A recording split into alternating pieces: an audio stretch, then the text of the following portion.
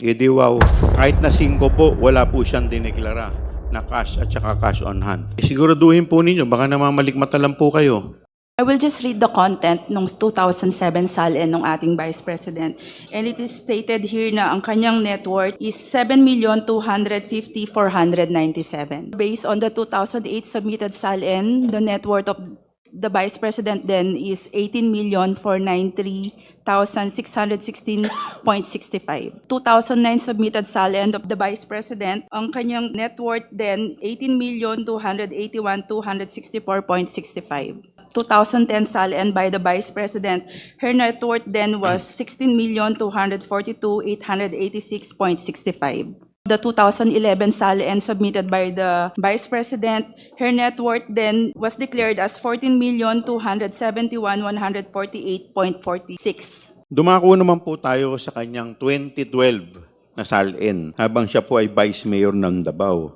2012 SALN of the Vice President, her declared net worth was 22,116,101.93. Pumunta naman po tayo sa kanyang 2016 SALN habang siya po ay alkalde po ng Davao. Dito po meron po siyang declared net worth nilang mag-asawa, no? Nakalagay po dito na net worth niya is 34,895,997. 2017 SALN of the Vice President, her net worth then was 44,828,759. 2018 submission, ang kanya pong declared net worth then was 49,699,728. 2019 SALN submitted by the Vice President, 55,613,051 po. At magkakano naman po yung kanyang cash at cash deposit noong taong 2019? Wala po nakadeclare na cash on hand. Wala or po, bank. walang cash or cash deposit na dineklara? 2019. Tignan po ninyo na maigi. After checking it again, wala po nakalagay na Alright. cash on hand. Wala pong cash or on hand. bank. 2020 SALN of the Vice President, ang declared net worth po niyan at the time was 56,583,735.1. At magkakano naman po yung kanyang cash at cash deposit noong taong 2020? Wala pong nakadeclare na cash on hand or cash deposit. Wala rin President. pong cash tsaka cash deposit.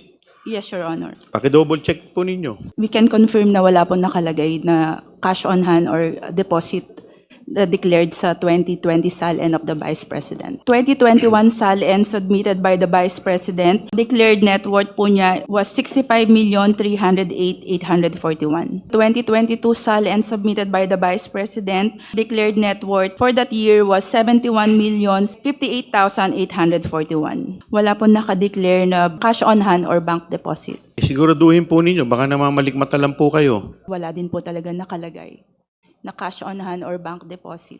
Okay, so pupunta po tayo sa 2023. Ang nakalagay po na net worth niya for that year was 77,508,841. Wala pong nakalagay na cash on hand or bank deposits declared. So sa 2023, wala pa rin po. Wala po, Your Honor. Punta na po tayo sa kanyang declared SALN for the year 2024. The declared net worth then was 88,512,370.22.